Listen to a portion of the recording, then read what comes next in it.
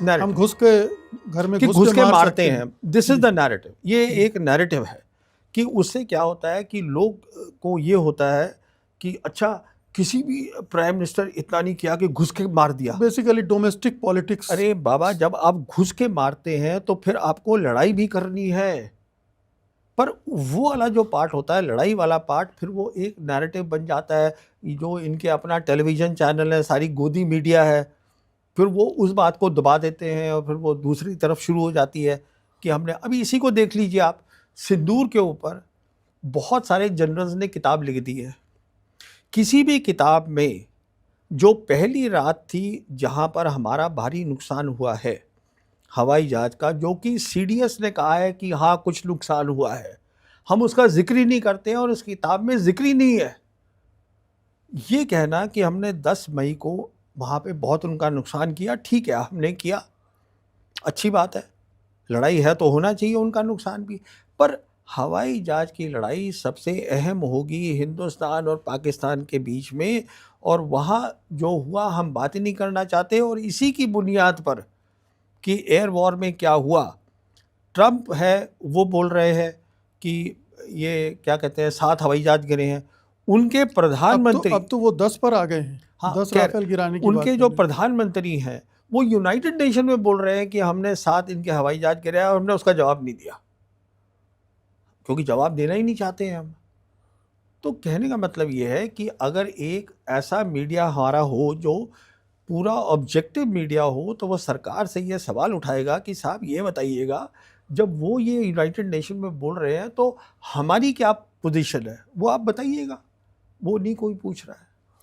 सानी साहब, ऑपरेशन सिंदूर में जो हुआ ठीक है, लेकिन उससे कुछ निष्कर्ष निकलते हैं कि भारत और पाकिस्तान के बीच जो डिफेंस का वो है फासला है वो कितना है, या हम पाकिस्तान के मुकाबले कितने तैयार हैं, या पाकिस्तान चीन के साथ मिलकर हम पर किस हद तक हावी हो सकता है।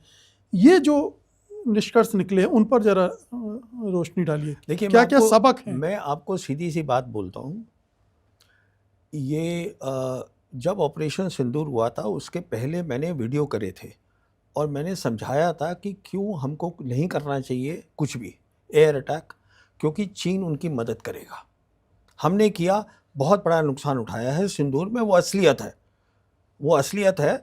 आज जो पाकिस्तान की इंटरनेशनल प्रोफाइल है वो बढ़ गई है सिंदूर के कारण। बिल्कुल। अच्छा, अभी देखिए, अभी मैं आपको दावे के साथ कह सकता हूँ, अगर खुदा ना खास्ता जंग हुई हिंदुस्तान और पाकिस्तान के बीच में, मेरे ख्याल में मोदी सरकार को लेसन मिल गया है। अभी वो कुछ नहीं करेंगे, उनके भी समझ में आ गया है चीन खड़ा है पाकिस्तान के साथ, पाकिस्तान नहीं हार सकता, आप पाकिस्तान को नहीं हरा सकते जंग में। मैं किसी भी प्रोफेशनल को हिंदुस्तान के समझा सकता हूँ ये मैं ये क्यों बोल रहा हूँ, और ये मैं देश के हित में बोल रहा हूँ। ये नहीं है कि मैं देश के खिलाफ हूँ इसलिए मैं बोल रहा हूँ, ये नहीं, क्योंकि हमें समझना है चीन कितनी बड़ी ताकत है, हमें समझना है चीन और पाकिस्तान की क्या दोस्ती है, इन बातों को हमें समझना है। ये लड़ाई का ये मतलब नहीं होता कि आपने साहब शुरू कर दिया काम। पहले आपको, जिसे हम कहते हैं लड़ाई में एप्रिसिएशन, कि आप पहले जायज़ा लीजिए कि क्या माहौल है, इंटरनेशनल माहौल क्या है, रीजनल माहौल, कौन किसकी मदद करेगा, किसके पास होगी। तो मैं आपको दावे के साथ कह सकता हूँ, मेरे हिसाब से मोदी सरकार को सबक मिल गया है ऑपरेशन सिंदूर में, जिसके बारे में हम बात नहीं करना चाहते हैं। तो मैं बिल्कुल उम्मीद करता हूँ ये कुछ भी नहीं करेंगे। अगर कोई अटैक भी होता है तो हम कोई और ज़रिया ढूंढेंगे, पर अगर किया तो वो हमारे हित में नहीं होगा नतीजा। और अब तो पाकिस्तान के साथ अमेरिका भी खड़ा नज़र आ रहा है। नहीं, देखिए, अमेरिका किसी के साथ भी नहीं खड़ा है। अमेरिका एक ऐसा मुल्क है, क्योंकि अमेरिका सुपर पावर रहा है, अमेरिका ने कोल्ड वॉर जीती है, अमेरिका किसी का दोस्त नहीं है। ये बात अमेरिका के लिए लागू नहीं है जो चीन और पाकिस्तान के लिए लागू है। अमेरिका आज हमारे साथ है, कल नहीं है, आज पाकिस्तान के साथ है, कल नहीं है।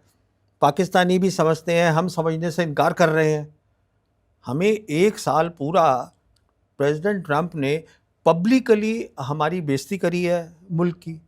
अच्छा, आज हमारे पास दुनिया में देखिए, दुनिया आज मल्टीपोलर है। इसका क्या मतलब है? एक बड़ी ताकत नहीं है, तीन बड़ी ताकतें हैं। दो क्या है? चाइना और रशिया। रशिया हमारा खास दोस्त है, हमें रशिया के साथ ज़्यादा अपनी दोस्ती बढ़ानी है। चाइना के साथ हमें रिलेशन नॉर्मल करने हैं। अगर आज मैं बताऊं कि क्या हमें करना चाहिए जिससे हमारे देश को फ़ायदा हो, फ़ायदा का क्या मतलब होता है? फॉरेन पॉलिसी का मतलब होता है किस तरीके से हमारे जो मुल्क में लोग हैं, और इस मुल्क में 80 करोड़ लोग हैं जिनको खाना नहीं मिल रहा है, और ये प्रधानमंत्री बोल रहे हैं। अगर उनको खाना नहीं मिल रहा है तो फॉरेन पॉलिसी का मतलब एक ही होता है, उनकी ज़िंदगी कैसे बेहतर बनाई जाए। अगर आपको वो करना है, आपको नॉर्मल रिलेशंस करने पड़ेंगे चाइना के साथ, और आपको पाकिस्तान से बात करनी पड़ेगी, और कोई तरीका नहीं है, क्योंकि डेवलपमेंट किसी मुल्क का अशांति के माहौल में नहीं हो सकता। लेकिन साहनी साहब, हमारे देश में माहौल ऐसा है कि ये माना जाता है कि चीन के साथ तो संबंध कभी सामान्य हो ही नहीं सकते। वो चीन को एक तरह से शत्रु के भाव से भी देखते हैं और उस पर भरोसा करने के लिए भी तैयार नहीं है। ये जो मानसिकता है, जब तक इससे नहीं निकलेगा भारत, या लीडरशिप देश को कन्विंस नहीं करती है कि चाइना अब सुपर पावर बन गया है, उससे हमारे बहुत सारे इंटरेस्ट जुड़े हुए हैं, इकोनॉमिक इंटरेस्ट भी जुड़े हुए हैं, ये कैसे करेगी? ये लीडरशिप के लिए कोई बहुत बोल्ड स्टेप उठाना पड़ेगा। देखिए, लीडरशिप करना नहीं चाहती है, और जो लोग हैं हमारे, वो जो लीडरशिप बोलती है उसको मान लेते हैं। दिक्कत क्या हुई है मैं आपको बताता हूँ। ये जो हम बोलते हैं ना मल्टीपोलर वर्ल्ड बनी है, ये बनी है जब मोदी सरकार पावर में आई है। क्योंकि मोदी सरकार पावर में आई है मई 2014 में, शी जिनपिंग प्रेसिडेंट बने हैं नवंबर 2012 में। समझे ना आप? तो वो तकरीबन एक रहा है, वही वक्त हुआ है। अब हमारी सोच हमेशा ये रही है कि अमेरिका सुपर पावर है। अच्छा, हमारे इंटरेस्ट वहाँ बहुत है। फिर हमारा एक कलोनियल माइंडसेट है कि अगर कोई गोरा हमें शाबाशी दे देता है हम खुश हो जाते हैं। अब हम ये कैसे मान लें कि हम चाइना जो है वो हमारे बराबर का है या हमसे बड़ा हो गया है? तो हम कंपटीशन दिखाना चाहते हैं कि हम कंपटीशन कर रहे हैं चाइना के साथ।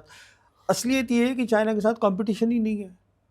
असलियत ये है, आज जो प्राइम मिनिस्टर है कनाडा का, जो प्राइम मिनिस्टर है यूके का, जो प्राइम मिनिस्टर है स्पेन का, वो जा रहा है, वो सब चाइना जा रहे हैं। क्यों जा रहे हैं? चाइना इसलिए जा रहे हैं क्योंकि चाइना आज मैन्युफैक्चरिंग पावर है दुनिया का। 31% मैन्युफैक्चरिंग दुनिया की चाइना कर रहा है, सप्लाई चेन चाइना में है। हमारा अपना आप ट्रेड देखिएगा, उसका जो एनुअल डेफिसिट हमारे उसमें है करीबन 1012 बिलियन के करीब है। कहने का मतलब ये है, हम नॉर्मल रिलेशन नहीं करना चाहते, क्योंकि ये दिखाना है हमको। देखिए, ये भी नैरेटिव बिल्डिंग है, ये नैरेटिव बिल्डिंग है हम ताकतवर हैं। ये नैरेटिव बिल्डिंग है कि हम compete कर सकते हैं चाइना के साथ रीजनली। असलियत ये है कि देखिए, हमें ये सोचना है, और यहाँ काफ़ी समझदार लोग हैं हिंदुस्तान में जो स्ट्रैटेजी बना सकते हैं, जो समझा सकते हैं सरकार को, अगर सरकार समझने के लिए तैयार है कि हमारे क्या बेहतर ऑप्शंस हैं, हम कैसे अपने देश को तरक्की के रास्ते पे ले जा सकते हैं। अब देखिए, मैं आपको एक और मिसाल देता हूँ। अब हमने ईयू के साथ हमने कहा सबसे बड़ी ट्रेड डील हो गई है, ठीक है। ईयू जो है वो 20 ट्रिलियन इकॉनमी है, ठीक है। प्रॉब्लम तो क्या है कि आज ईयू ही स्टेबल नहीं है। 27 कंट्री ईयू बनाते हैं। अभी क्या होगा, पहले तो वो 24 लैंग्वेजेस में वो जो ड्राफ्ट है उसका, वो उनको दिया जाएगा, वो उसको पढ़ेंगे, उसमें कहेंगे हाँ ये नहीं हो सकता, ये करो ये करो। कहने का मतलब ये है कि 1-1.5 साल के बाद ईयू का क्या हश्र होगा वो हमें मालूम ही नहीं है।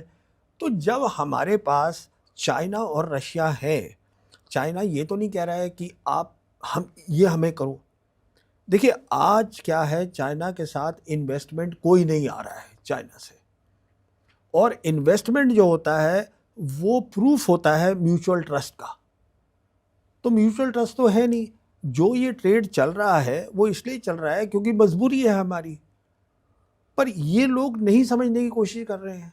हम आज भी जो है, अमेरिका सुपर पावर है, अमेरिका बहुत इंपॉर्टेंट कंट्री है, हमारे अच्छे रिश्ते होने चाहिए, पर आज जो है हमको अलग तरीके से सोच रहा है। लेकिन ये बताएं कि अगर भारत क्वाड का मेंबर है तो चीन आप पर कैसे भरोसा करेगा, क्योंकि क्वाड देशों से आप सारी इन्फॉर्मेशन शेयर करते हैं और अमेरिका का अपना एजेंडा है इस पूरे रीजन में, तो रूस भी हम पर क्यों भरोसा करे? और जिस तरह से प्रेशर में आकर हम रूस के साथ बिहेव कर रहे हैं तो उसमें भी समस्याएं हैं, तो रूस के साथ भी हमारे संबंध पहले जैसे तो बिल्कुल भी नहीं है। तो ये बड़ी पिक्यूलियर सिचुएशन है जहाँ पर एक भी फ्रेंड हमारा इस दुनिया में नहीं है जिस पर हम डिपेंड कर इसमें मैं ये टिप्पणी करना चाहूँगा, इस साल हमारी ब्रिक्स की प्रेसिडेंसी है और पूरी जद्दोजहद हो रही है सरकार की कि क्वाड समिट हो जाए इस साल। ये जो हम देख रहे हैं ना, जॉइंट स्टेटमेंट, इंटरिम स्टेटमेंट, ये सब उसके लिए हो रहा है कि एक बार ट्रंप साहब इधर आ जाए क्योंकि फिर इज्जत सरकार की बढ़ जाती है। कहने का मतलब ये है कि आज क्वाड में ट्रंप का पर्सनली कोई इंटरेस्ट नहीं है, उनकी अपनी और प्रॉब्लम्स हैं, और ब्रिक्स में हमें इक्वल पार्टनरशिप दी जा रही है। हम बहुत इंपॉर्टेंट मेंबर हैं ब्रिक्स के। तो जहाँ तक चाइना का ताल्लुक है, चाइना पेशेंटली देखेगा, रशिया पेशेंटली देख रहा है। वो हमारे साथ वैसे बिहेव नहीं करेंगे जैसे अमेरिकन्स करते हैं, अल्टीमेटम दे दिया कि साहब आप ये करिए नहीं तो ये हो जाएगा, आप रशिया से ऑयल बंद करो नहीं तो हम 25% टैरिफ लगा देंगे। ये मुल्क ऐसे काम नहीं करते हैं।